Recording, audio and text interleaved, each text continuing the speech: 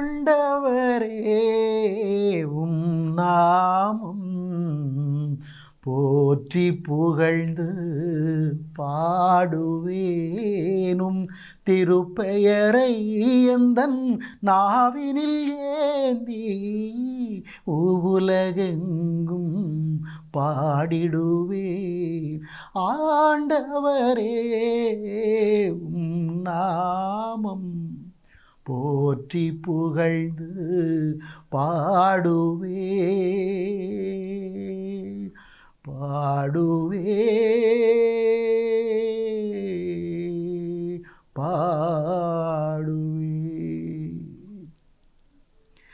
அற்புத குணமளிக்கும் ஆண்டவரே, அதிசயங்களின் ஆற்றலாய் வெளிப்படுகின்ற வல்லமையுள்ள தேவனாகிய கர்த்தரே, உம்முடைய பரிசுத்த நாமம் மகிமைப்படத்தக்கதாக தேவரீர் ஆளுகை செய்து இந்த அற்புதமான ஜெப வேளையை நடத்துவதற்காக உம்முடைய கிருபையின் பாதத்திலே மண்டியிட்டு ஆண்டவரே ஜெபத்தை ஏறெடுக்கிறேன் சுவாமி. தேவரீருடைய நாம மாத்திரமே மகிமைப்படுவதாக. ஆமென்.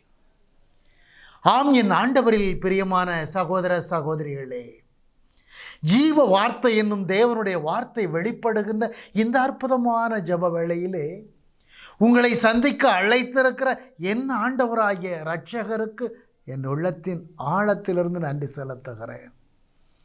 அதே வேளையிலே இந்த அற்புதமான ஜெப வேளையை ஆசீர்வாதமான வேளையாக மாற்றி உங்களுடைய தேவைகளையெல்லாம் சந்திக்க காத்திருக்கிற கிருபையுள்ள இரட்சகருக்கு அவருடைய கரத்திலே உங்களுடைய தேவைகளை ஒப்பு கொடுக்கிறேன்.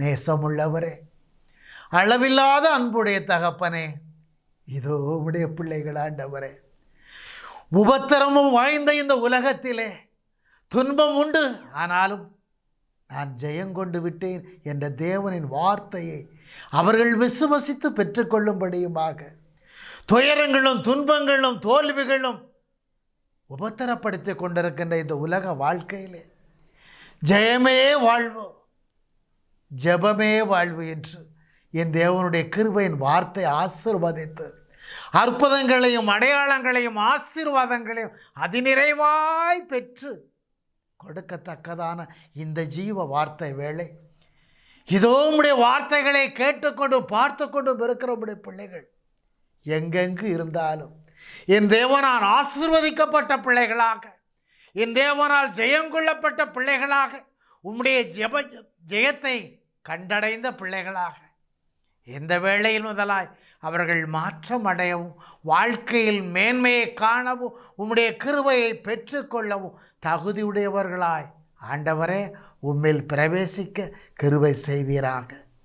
நீர் ஆளுக செய்த அற்புதங்களையும் அடையாளங்களையும் உம்முடைய பிள்ளைகளுக்கு அதிநிறைவாய் கொடுத்து ஆசீர்வதிக்கின்ற இந்த வேளைக்காக என் தேவனே உமக்கு நன்றி செலுத்துகிறேன். ஆம், என் ஆண்டவரில் பிரியமான சகோதர சகோதரிகளே, இந்த உலகத்திலே மனிதனுடைய வாழ்க்கையிலே ஏதோ நம்முடைய பலத்தினாலே, நம்முடைய திடத்தினாலே, நம்முடைய சாதனைகளினாலே, நம்முடைய வலிவினாலே, நம்முடைய பொருளாதாரங்களினாலே நாம் வாழ்ந்து கொண்டிருக்கின்றோம், சாதித்து கொண்டிருக்கின்றோம், நடத்தி கொண்டிருக்கின்றோம் என்று நம்முடைய அநேகருடைய உள்ளங்களில் எழுவதுண்டு.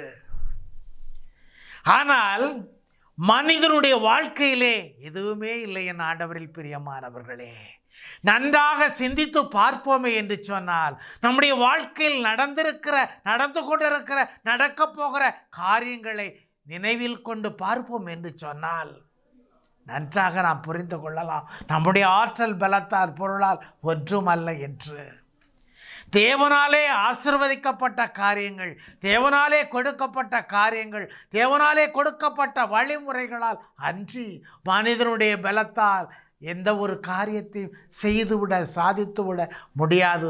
என் ஆண்டவரில் பிரியமானவர்களே, அதே வேளையிலே அவன் கவலை கொள்வதனாலும் கண்ணீர் சிந்துவதனாலும் ஒன்றும் செய்துவிட முடியாது.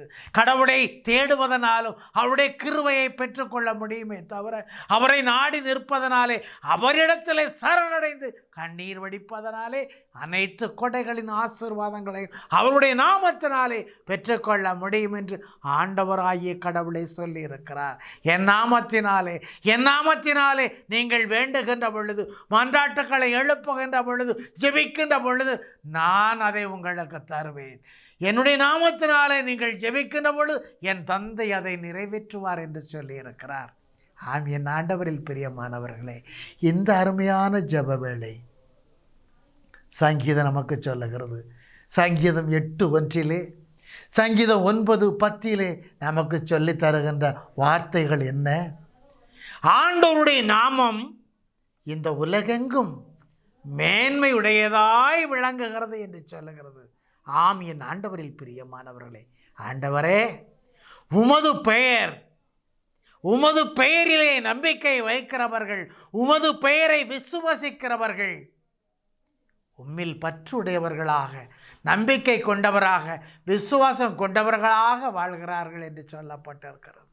ஆண்டவரே, உம்மை தேடி வருகிறவர்களே, உம்மை நாடி வருகிறவர்களே நீர் ஒருபோதும் கைவிடாத தேவனாயிருக்கிறீர் என்று சொல்லுகிறது. ஆம், என் ஆண்டவரில் பிரியமானவர்களே, இந்த உலக வாழ்க்கையிலே, இந்த உலகம் முழுவதுமாய் மேன்மையடையத்தக்கதாய், நிரம்பி வழியத்தக்கதாய், உயர்ந்து நிற்கத்தக்கதாய் தேவனுடைய நாமம் ஒன்றே மேலானதாய் இருக்கிறது. அத்தகைய மேன்மையுடைய பரிசுத்த நாமத்தை அறிந்திருக்கிற ஜனங்களும் சரி, அறியாத ஜனங்களும் சரி, அவரை மகிமைப்படுத்துவதும் போற்றி துதித்து அவரையே ஆராதனை செய்யும் பொழுதும் தான் இந்த உலகத்தின் அனைத்து காரியங்களிலும் ஜெயங்கொள்ள முடியும்.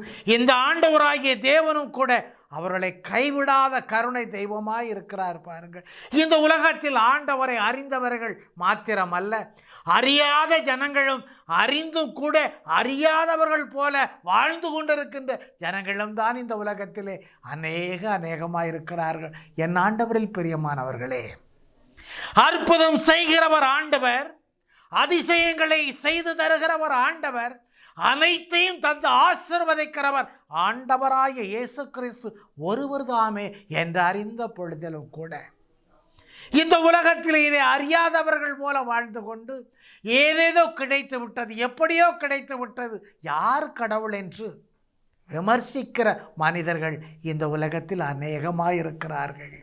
ஆம், என் ஆண்டவரில் பிரியமானவர்களே, எத்தனை கொடைகளை, எத்தனை ஆசீர்வாதங்களை, எத்தனை மேன்மை மிகு காரியங்களை நீங்கள் சந்தித்த பொழுதிலும் கூட மெய்யான கடவுளை அறியாதவர்கள் போல் வாழ்ந்து கொண்டிருக்கிறீர்கள்.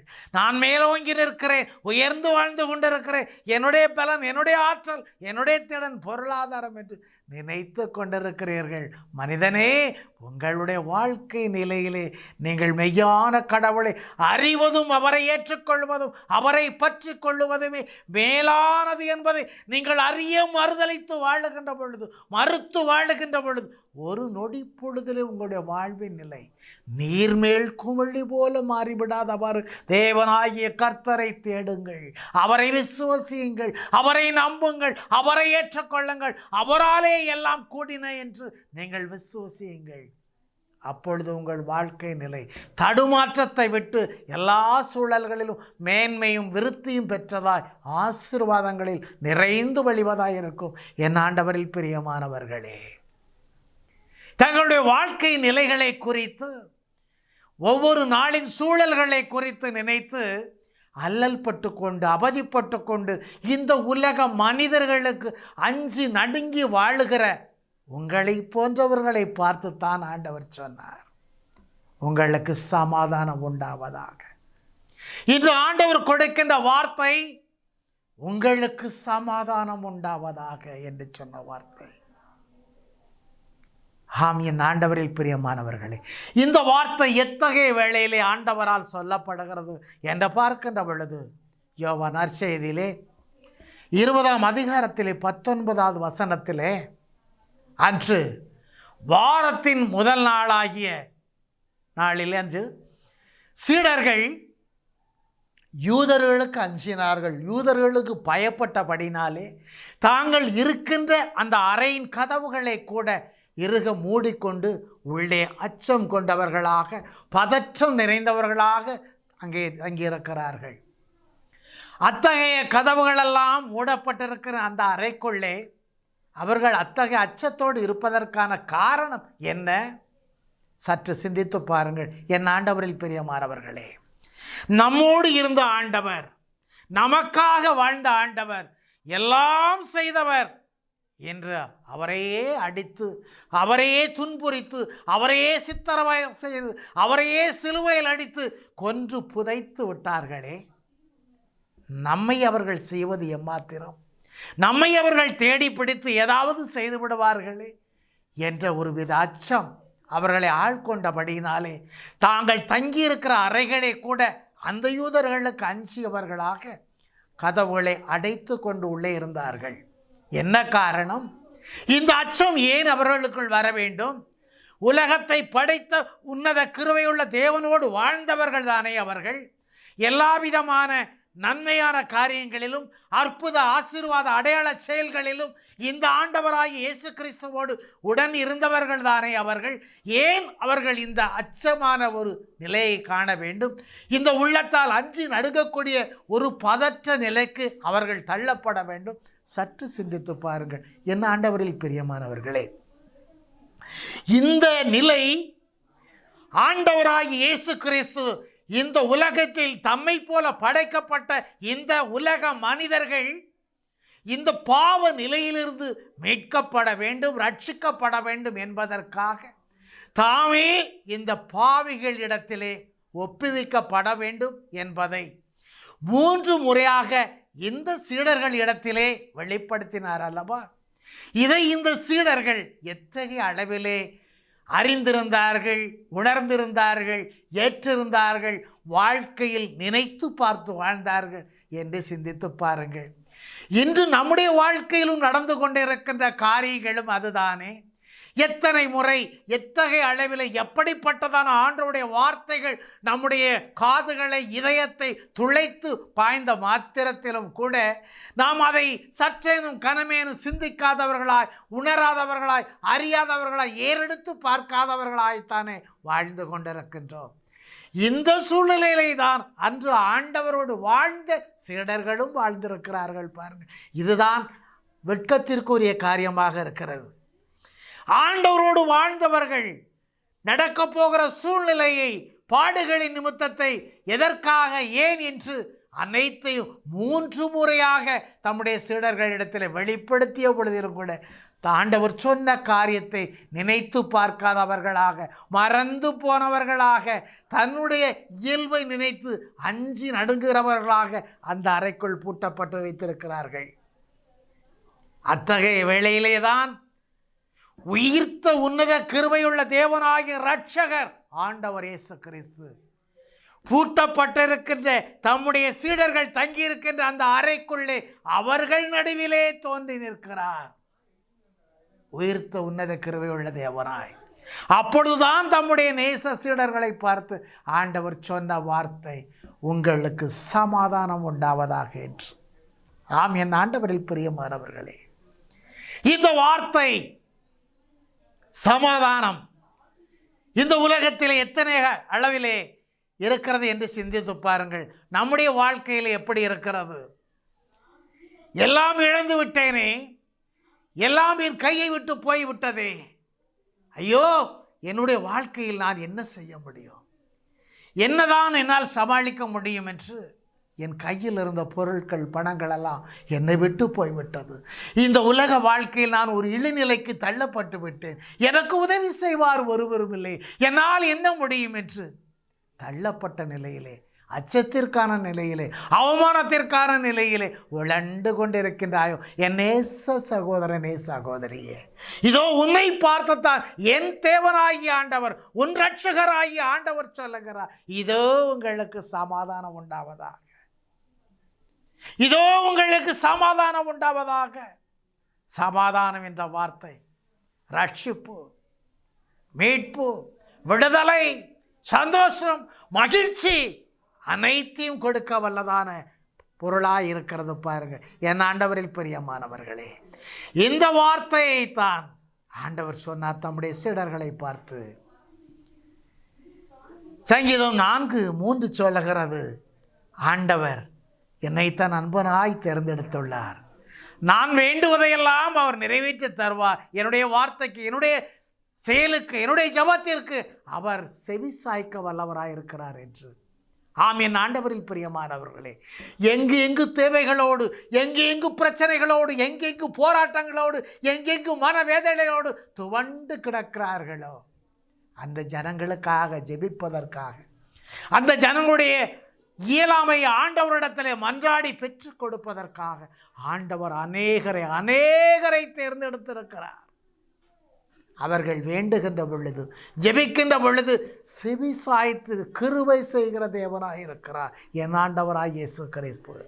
ஆம், என் ஆண்டவரில் பிரியமானவர்களே, அன்றைய நாள் மாத்திரம் அல்ல, இன்றைய நாளிலும் கூட தம்மால் தேர்ந்து கொள்ளப்பட்ட ஜனங்கள், தம்மால் அழைக்கப்பட்டிருக்கிற நேச ஜனங்கள் வேண்டி கேட்கின்ற ஒவ்வொரு வார்த்தைகளையும், ஒவ்வொரு ஜெபங்களையும் செய்வதற்கு அன்போடும் கிருபையோடும் ஆசையோடும் காத்திருக்கிற கருணை தெய்வம்தான் ஆண்டவர் இயேசு கிறிஸ்து.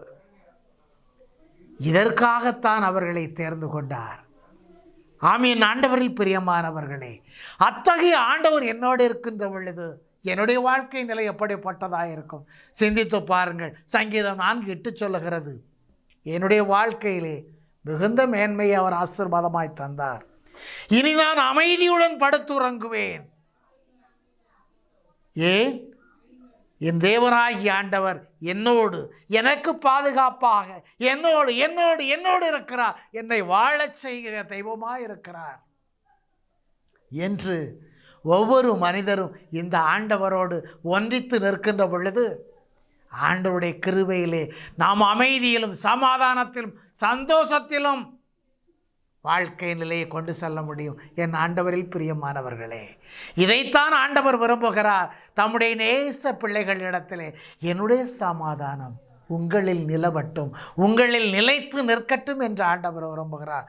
ஆம், என் ஆண்டவரில் பிரியமானவர்களே, நம்முடைய வாழ்க்கையில் எப்படிப்பட்ட சூழல்கள், பலவேறு காரியங்களிலே நாம் வீழ்ந்து போகிறோம். ஆண்டவருடைய கிருபையை பெற்றுக்கொள்ள முடியாமல், ஆண்டவருடைய சமாதானத்தை விட்டு விலகி நம்முடைய வாழ்க்கையில் புழுவாய் துடிக்கிறோம் ஆண்டவரில் பிரியமானவர்களே. ஆனால் ஆண்டவர் சொல்லுகிறார், என் சமாதானம் இந்த உலகம் தரக்கூடிய சமாதானம் போல் அன்று, அத்தகைய மகிமையுள்ள சமாதானம், மகிழ்ச்சி நிறைந்த சமாதானம், உபத்திரங்களை களைந்தெறிந்து நிறைவையும் நிம்மதியும் ஆறுதலையும் ஆசீர்வாதங்களையும் தருகின்ற சமாதானம், என் சமாதானத்தை உங்களுக்கு தருகிறேன் என்று சொல்லுகிறார். ஆம், ஆண்டவரில் பிரியமானவர்களே, இவ்வாறு தம்முடைய சீடர்களிடத்திலே சொன்ன ஆண்டவர், அத்தகைய சீடர்களிடத்திலே அச்சம் கொண்டு, நடுக்கம் கொண்டு, பதற்றத்தோடு இருந்த சீடர்கள் சமாதானம் சொல்லுகிற ஆண்டவரை கூட இவர் நம்ம ஆண்டவர் தானா என்று ஏற்றுக்கொள்ள தயங்கி நிற்கிற அந்த சீடர்களிடத்திலே தம்முடைய காயங்களையும், ஆணைகளால் துளைக்கப்பட்ட தம்முடைய திருக்கரத்தையும், ஈட்டியால் ஊடுருவப்பட்ட தமது விழாவையும் அவர்கள் காணும் பொருட்டு செய்கின்றார். எதற்காக? அவர்கள் நம்பி ஏற்றுக்கொள்வதற்காக. இன்றும் இந்த உலகத்திலே ஆண்டவர் தம்முடைய நேச ஜனங்களுக்காக எத்தகைய பாடுகளையும், வேதனைகளை, உபத்திரங்களை, அவமானங்களை ஏற்று, சிலுவை சாவை ஏற்று, மரணத்தை ஏற்று உயிர்த்த பொழுதிலும் கூட இன்னும் ஏற்றுக்கொள்ள தயங்கி நிற்கிற ஜனங்கள், இந்த சீடர்களை போல இவர் ஆண்டவர் தானா, உயிர்த்தவர் இயேசு கிறிஸ்து தானா என்று ஏற்றுக்கொள்ள தயங்கி நிற்கிற ஜனங்கள் இன்னும் இந்த உலகத்தில் ஏராளமான இருக்கத்தான் செய்கிறார்கள். என் ஆண்டவரில் பிரியமானவர்களே, ஆண்டவர் என் தழும்புகளை பாருங்கள், என் ஆண் கரத்திலே ஆணிகள் துளைத்த காயத்தை பாருங்கள், என் திருவிழாவிலே ஈட்டியால் ஊடுருவப்பட்ட அந்த காயத்தை பாருங்கள் என்று சீடரிடத்திலே சொல்லுகிறார். அதன் பின்பாக அவர்கள் அச்சம் நீங்கியவர்களாக ஆண்டவரை காண்கிறார்கள், மகிழ்ச்சியால் நிறைந்தார்கள் என்று வசனம் சொல்லுகிறது. ஆமென். ஆண்டவரில் பிரியமானவர்களே, அத்தகைய வேளையிலே தான் ஆண்டவர் தம்முடைய ஜீவாவியை அவர்கள் மேல் ஊதினார். அத்தகைய ஆவியை ஊதி அவர்களை வலுவூட்டினார். தம்முடைய அதிகாரத்தின் வல்லமையை அவர்களுக்கு பொழிந்தருளினார் என்று வசனம் சொல்லுகிறது. அப்பொழுது என்ன நடக்கிறது? ஆண்டவருடைய வார்த்தையை பெற்றுக்கொண்ட மாத்திரத்தில் அவர்கள் திடன்களை பெற்றுக்கொண்டார்கள். அப்பொழுது ஆண்டவர் அவர்களுக்கு கொடுத்த ஆற்றல் என்ன? நீங்கள் எவருடைய பாவங்களை மன்னிப்பீர்களோ அவை மன்னிக்கப்படும்.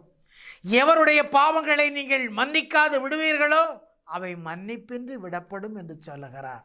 அதே வேளையிலே எல்லாவித கொடைகளின் ஆற்றலையும் அவர்களுக்கு கொடுத்து மார்க் நற்செய்தி 16ஆம் அதிகாரம் 15 வசனத்தின்படி ஆண்டவர் அவர்களுக்கு சொல்லுகிறார், உலகெங்கும் செல்லுங்கள், உலகெங்கும் சென்று உலக படைப்புகள் அனைத்திற்கும் படைத்த பரம்பொருளாகிய ஜீவனுள்ள தேவனின் நற்செய்தியை பறைசாற்றுங்கள், வெளிப்படுத்துங்கள், கற்பியுங்கள் என்று சொல்லுகிறார். ஆம், என் ஆண்டவரில் பிரியமானவர்களே, இத்தகைய தேவனுடைய வார்த்தையை, நற்செய்தியை பற்றி கொள்ளுகிறவர்கள், ஏற்றுக்கொள்ளுகிறவருடைய வாழ்வின் நிலை எப்படிப்பட்டதா இருக்கும் என்று ஆண்டவர் சொல்லுகிறார். நீங்கள் கற்பிக்கின்ற, ஜெபிக்கின்ற, போதிக்கின்ற போதனைகளை கேட்கிறவர்கள், ஏற்றுக்கொள்ளுகிறவர்கள் நம்பிக்கை கொண்டு அவர்களுக்கு திருமுழுக்கு கொடுங்கள்.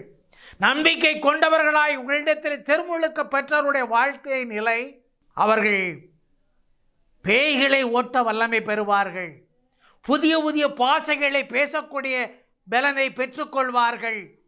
பாம்பை அவர்கள் மிதித்தாலும் அவர்களுக்கு அது தீங்கை விளைவிக்காது, கொல்லும் நஞ்சை உண்டாலும் அது அவர்களை ஒன்றும் செய்யாது. இத்தகைய பலன்களை அவர்கள் பெறுவார்கள் என்று ஆண்டவர் சொல்லுகிறார். ஆனால் அதே வேளையிலே இந்த ஆண்டவருடைய வார்த்தையை ஏற்றுக்கொள்ளாதவர்கள், இந்த ஆண்டவருடைய வார்த்தையை எதிர்த்து நிற்கிறவர்கள், புறம்பை தள்ளுகிறவருடைய வாழ்க்கை நிலை எப்படிப்பட்டதா இருக்கும் என்று ஆண்டவர் சொல்லுகிறார். ஆண்டவருடைய தண்டனை தீர்ப்பை பெற்றுக்கொள்வார்கள் என்று. ஆம், என் ஆண்டவரில் பிரியமானவர்களே, உங்கள் வாழ்க்கை நிலை எப்படிப்பட்டதா இருக்கிறது? ஆண்டவருடைய வார்த்தையை கேட்டு அதை ஏற்றுக்கொண்டு உள்ளத்திலே நிலைநிறுத்தி அதை பற்றிக்கொண்டு வாழ்க்கையில் பிரதானமாக எடுத்து வாழ ஆசைப்படுகிறீர்களா? தேவனின் அனைத்து கொடைகளின் ஆசீர்வாதங்களையும் பெற்றுக்கொள்ள நீங்கள் ஆசைப்படுகிறீர்களா? அல்லது ஆண்டவருடைய தீர்ப்புக்கு தள்ள தகுதியுடைய நபராய் நீங்கள் மாறப்போகிறீர்களா? சிந்தித்து பாருங்கள் என் ஆண்டவரில் பிரியமானவர்களே.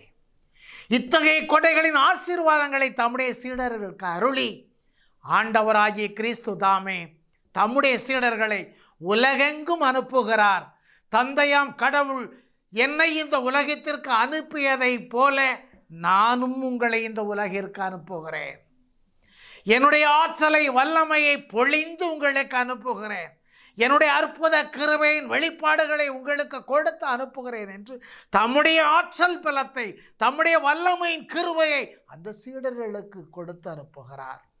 ஆம், என் ஆண்டவரில் பிரியமானவர்களே, அது மாத்திரமல்ல, நான் உங்களுக்கு கட்டளையிட்டு சொன்ன அனைத்தையும் நீங்கள் அவர்களுக்கு கற்பிக்க வேண்டும், அவர்களுக்கு சொல்ல வேண்டும், அவர்களும் அறியும்படி போதிக்க வேண்டும் என்று மத்தேயு நற்செய்தி 28ஆம் அதிகாரத்திலே 20வது வசனத்தின்படி ஆண்டவர் சொல்லுகிறார். அது மாத்திரமல்ல, ஆண்டவரின் பிரியமானவர்களே, உங்கள் வாழ்க்கையிலே நீங்கள் எதை கண்டும் தயங்க வேண்டாம். உலகெங்கும் சென்று பறைசாற்றுங்கள் ஜீவனுள்ள தேவனின் நாமத்தை. இதோ உலக முடிவு பரியந்த நாள் வரை, இந்த உலக முடிவு வரை என்னாலும் நான் உங்களோடு இருக்கிறேன், என்னாலும் நான் உங்களுடன் இருக்கிறேன் என்று சொல்லுகிறார் ஆண்டவர். ஆம், என் ஆண்டவரில் பிரியமானவர்களே, இந்த உலகம் முடியும் நாள் வரை, இந்த உலகம் முடியும் நாள் வரை நான் என்னாலும் உங்களுடன் இருக்கிறேன். எனவே என்னுடைய பரிசுத்த நாமத்தின் மகிமையை இந்த உலகின் கடை எல்லை வரையிலும் பறைசாற்றுங்கள் என்று ஆண்டவர் அன்று தம் சீடர்களுக்கு கொடுத்தருளிய அதே கட்டளையை தான் அவருடைய பரிசுத்த நாமத்தினால் திருமுழுக்கு பெற்ற அன்பு சகோதர சகோதரிகளாகிய நம் அனைவருக்குமே கொடுக்கிறார்.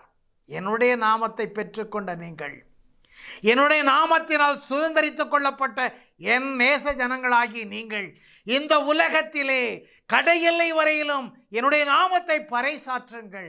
என்னுடைய நாமத்தை அறியாதவர்கள், என்னுடைய நாமத்தை தெரியாதவர்கள் என்று சொல்லக்கூடியவர்கள் ஒருவரேனும் உலகத்தில் இல்லை என்று சொல்லும் அளவுக்கு என்னுடைய நாமம், ஜீவனுள்ள தேவனின் பரிசுத்த நாமம் மகிமைப்படத்தக்கதாய் பறைசாற்றப்படட்டும், கற்பிக்கப்படட்டும், வெளிப்படுத்தப்படட்டும் என்று ஆண்டவர் சொல்லுகிறார். ஆண்டவருடைய நாமத்தை பறைசாற்ற தகுதி என அழைத்து கொண்ட அவர், அந்த தகுதி யாருக்கு உள்ளது? இந்த உலகத்திலே படைத்த தேவனின் பரிசுத்த நாமத்தை மகிமைப்படுத்துவதற்கு உகந்த தகுதி இந்த மனிதரில் யாருக்கு உண்டு? ஒருவருக்குமே கிடையாது என் ஆண்டவரில் பிரியமானவர்களே. ஆனால் ஏன் என்று சொன்னார், இந்த உலகத்தில் படைக்கப்பட்ட மனிதர்கள் எல்லோருமே பாவிகள். ஆனால் படைத்த பரிசுத்த தேவனோ மகா கிருபையுள்ள தெய்வம், அவர் பரிசுத்தர்.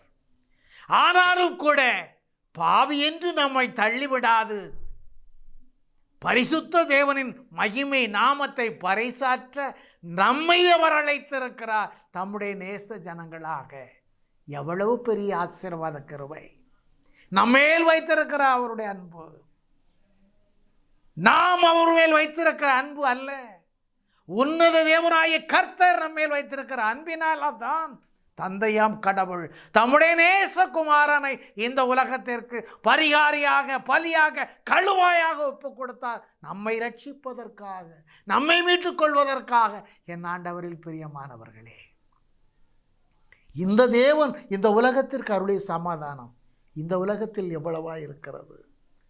சிந்தித்து பாருங்கள் என் ஆண்டவரில் பிரியமானவர்களே.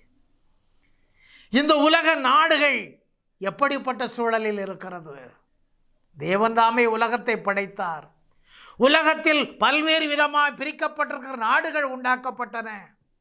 அந்த நாடுகளிலே நாடுகளுக்கு நாடுகள் எப்படிப்பட்ட ஒரு சூழல் இருக்கிறது? சிந்தித்து பாருங்கள் என் ஆண்டவரில் பிரியமான சகோதர சகோதரிகளே. இந்த ஆண்டவர் கொடுத்த சமாதானம் இந்த உலகம் முழுவதும் இருக்கிறதா? இந்த உலகம் முழுவதும் ஆண்டவருடைய சமாதானம் நிலை கொண்டு நிற்கிறதா? சற்று சிந்தித்து பாருங்கள் என் ஆண்டவரில் பிரியமானவர்களே. இந்த சமாதானம் இந்த உலகம் முழுவதும் அருளப்படும்படியுமாய் ஜெபிக்க ஆண்டவர் இந்த வேளையை தந்திருக்கிறார். நான் ஜெபிக்கிறேன், என் தேவனுடைய சமாதானம் உலகம் முழுவதுமாய் நிரம்பும்படியுமாய் என்னை ஆண்டவர் ஜெபிக்க வைத்திருக்கிறார். என்னோடு சேர்ந்து நீங்களும் ஜெபிங்கள். தேவனுடைய சமாதானம் உங்கள் எல்லோரையும் ஆசீர்வாதமாய் நிரப்பட்டும். ஜெபிப்போமா? சகலத்தையும் படைத்த சர்வ வல்லமையுள்ள தேவனும் கடவுளும் இரட்சகருமாயிருக்கிற என் இயேசு ஆண்டவரே, என் நேசமுள்ள தகப்பனே, உம்முடைய பரிசுத்த நாமம் மகிமைப்படுவதாக. இதோ உலகெங்கும் செல்லுங்கள், உலகின் கடையெல்லை வரையிலும் செல்லுங்கள். தேவனுடைய ஜீவ நாமம் உடையதான பரிசுத்த நற்செய்தியை இந்த உலகம் முழுவதுமாய் வெளிப்படுத்துங்கள். இந்த உலகம் முழுவதும் பறைசாற்றுங்கள். உலகம் முழுவதும் கற்பீர்கள், எடுத்துச் சொல்லுங்கள் என்று சொல்லி அன்று உம்முடைய சீடர்கள் முதலாய் இன்று உம்முடைய நாமம் தரித்த ஒவ்வொரு பிள்ளைகளுக்கும் இந்த ஆற்றலின் கட்டளையை கொடுத்திருக்கிறீர் ஆண்டவரே. இந்த உலகம் உம்முடைய சமாதானத்திலே எத்தகைய அளவில் நிரம்பி வழிந்து கொண்டிருக்கிறது. உம்முடைய அற்புத கொடைகளால் எவ்வளவு நிறைந்து வழிந்து கொண்டிருக்கிறது ஆண்டவரே. உம்மை எவ்வளவா இந்த ஜனங்கள் அறிந்து வாழ்ந்து கொண்டிருக்கிறார்கள் ஜனங்கள். ஆண்டவரே, தேவரீர் சமாதானத்தை கட்டளையிட்டு கொடுத்தீர் ஆண்டவரே. அன்று உம்முடைய சீடர்கள் மூலமாய் உலகமே தர முடியாத சமாதானம், என் சமாதானம் என்று சொன்னீரே. இதோ என் சமாதானத்தை உங்களுக்கு தருகிறேன், என் சமாதானத்தை உங்களுக்கு தருகிறேன், உங்களுக்கு சமாதானம் உண்டாவதாக என்று சொன்னீர் ஆண்டவரே. இதோ தேவரீர் படைத்த இந்த உலகம் எப்படிப்பட்டதாக இருக்கிறதா ஆண்டவரே? ஒழுங்கற்றதாகவும் இருள் சூழ்ந்ததாகவும் இருந்த இந்த உலகத்தை உம்முடைய ஒளி என்னும் ஜீவ வாழ்வினால் நிரப்பி ஆசீர்வதித்து அருளினீரே சுவாமி. இந்த உலகமோ பல்வேறு நாடுகளாய் பிரிக்கப்பட்டு இன்றளவிலும் செயல்பட்டு கொண்டிருக்கிறதே. நாடுகளுக்கு நாடுகள் நல்ல உறவுகள் இல்லாமல், சமாதானம் இல்லாமல் ஆண்டவரே, இந்த உலக புகழுக்காகவும் இந்த மண்ணுக்காகவும் தலைவர் என்ற பதவிகளுக்காகவும் ஒருவரை ஒருவர் அழித்து கொள்ள தயங்காது போய்கொண்டிருக்கிறது ஆண்டவரே. நாடுகளை ஆளுகின்ற தலைவர்கள் முதலாய் நாடுகளை காக்கின்ற காவலர் வரையிலும் ஆண்டவரே, உம்முடைய சமாதானத்தால் நிரப்புவீராக.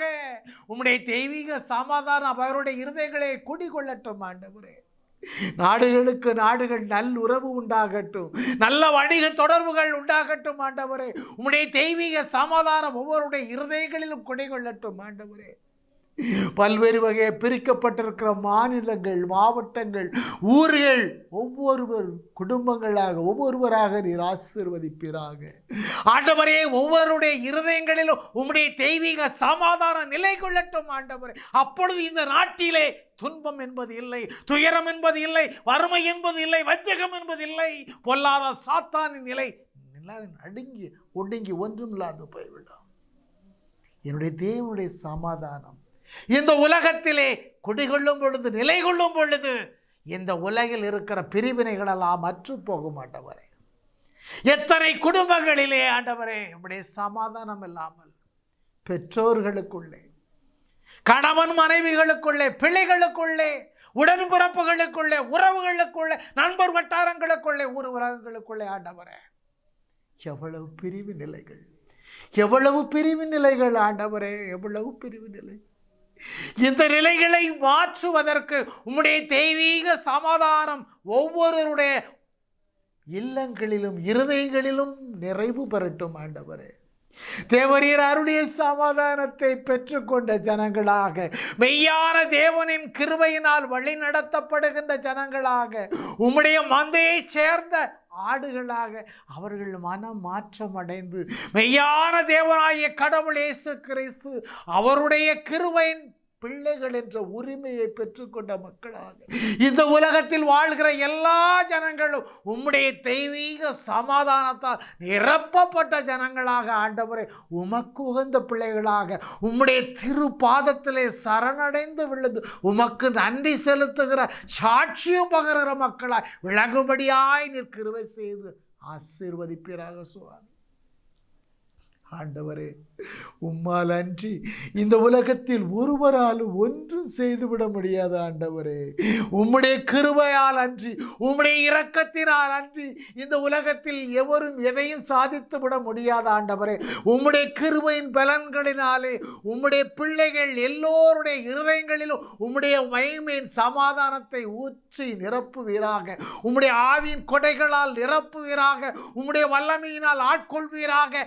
அன்று ஒன்றுமே தெரியாதவர்களாக அஞ்சி நடுங்கி பயந்து கொண்டு தன்னுடைய உயிரையே எண்ணி நடுங்கிக் கொண்டிருந்தது உம்முடைய அன்பு சீடர்களை உம்முடைய ஆவியின் வல்லமைகளால் நிரப்பி உம்முடைய ஆவியினால் ஊதி அப்பா உம்முடைய ஆற்றலின் பலத்தால் அவர்களை நிரப்பி உலகெங்கும் உம்முடைய நாமத்தை மகிமைப்படுத்த உம்முடைய நாமத்தை ஆற்றலால் பிரவேசித்து நிற்க கிருபையின் வல்லமையை கொடுத்து ஆசீர்வதித்தருளினீரே.